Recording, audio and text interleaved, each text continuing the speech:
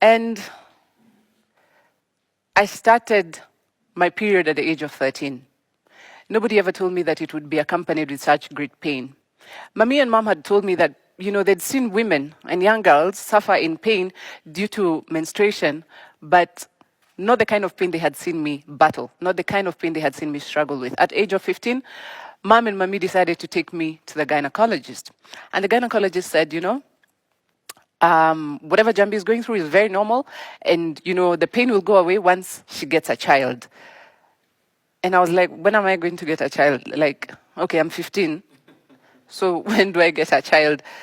So I grew up knowing it was normal, and that coupled with an identity crisis, high school was rough, extremely rough. And the pain was worse, and I had no clue, I had no idea what this was. And I graduated from high school, and I made it to university. My years at Daystar University were brutal. The pain was immense. I graduated from Daystar, and later on joined different media houses, and my health was deteriorating. I was getting worse by the day. So I was diagnosed with endometriosis. And endometriosis is a disease where tissue that normally lines the uterus grows outside of the uterus. It's a very painful disease, tremendous, I call it apocalyptic pain. And one of the major symptoms is painful periods that I've battled for the last 21 years. I had to stop reading news because the endometriosis was sporadically spreading all over my body. In 2016, there was a major retrenchment at a private media house I was working in, and I lost my job. And I came back home to find Mommy extremely sick. 2 weeks later, Mommy was diagnosed with pancreatic cancer, stage 4. It broke my heart to see Mommy silent, weak. My biggest life coach, who is now the weakest, she'd lost that fire, she'd lost that mojo. And the cancer was spreading. And in March 2016, Mommy asked us to let her go. Later on, after we buried Mommy, I went back to USIU to complete my 3rd degree. After 8 years, I graduated with collapsed lungs with my 3rd degree. I had no idea what I was going through. And so this also was the beginning of a long medical journey for Njambi Koikai. I was finally diagnosed with thoracic endometriosis adenomyosis stage 4 by my gynecologist, Dr. Praful Patel, and my cardiothoracic surgeon, Dr. Morris Muhinga. And in the words of Dr. Praful Patel, who looked at me straight in the eye and said, Njambi Koikai, you need to leave this country as soon as possible. Because there's absolutely no doctor, no specialist in this country, not in this continent, who could help you or who could solve this problem. And I said to myself, what is this? What is thoracic endometriosis? What is endometriosis? What am I going to do? Where am I going to go? How am I going to do this? We have no money. We've just come from a medical issue, and now here I am with this grave disease. And the cost of treatment was out of this world. So I called my musician friends in the industry, and we organized major concerts. Strangers came through to help with the logistics, with the planning, with the organizing, and everything that went through. My friends in the media came through with the interviews and the promos and the posters and everything in terms of marketing and advertising.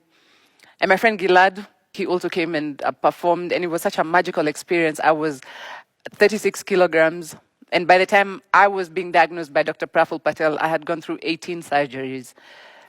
To be scared, I was not.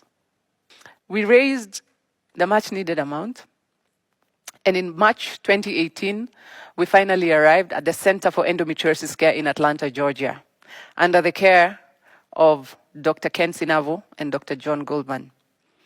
I went through the first major surgery, March 1st, 2018, and I was later placed under isolation for over a month. And then I developed complications, and I went through another surgery. And in 2019, January of 2019, we were planning to come home, and I developed major complications in my right lung, and I had to go through another surgery. This was it. I was tired. This is surgery number 21. I am tired. I have gone through it. I was tired. And I was like, God, I've fought and I've fought and I've fought, and it doesn't seem like it's getting better. Throughout this whole ordeal, I never cried. This was the first time I cried. And I cried not because of the pain, I cried because this process was not ending. And I was mentally out of it.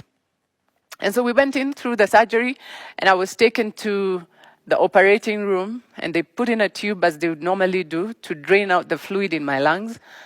And after 2 hours, the nurse came back and said, we have to take you back to the operating room, Njambi, because the tube that was fitted was not big enough. So I was taken back. And all this time, by the way, I can feel everything, eh? I can feel everything. So I was taken back. They put back the tube. And this tube was put back for a process known as pleurodesis, whereby they inject medication to create a buffer zone between your lung and your diaphragm so that your lungs can stay expanded. I've gone through this process about 5 times. And this time, it was very strange, it was very horrific, it was something I'd never experienced in my life. And so as they were pushing in the medication, it started spilling over to my nasal airways, and I started choking and burning. And I could feel oxygen just leave my body. And I knew this was it. I knew this was it. I had fought, and yeah, Njambi had fought the good fight, so. And I could hear the nurses saying, Njambi, breathe, breathe, breathe, breathe. And I tried, and I'm trying to get, to catch my breath through that whole burning sensation of medicine and chemicals in my body, and I'm trying, and finally, God gave me the courage, and I could feel a sense of calm, and I could breathe, and I just felt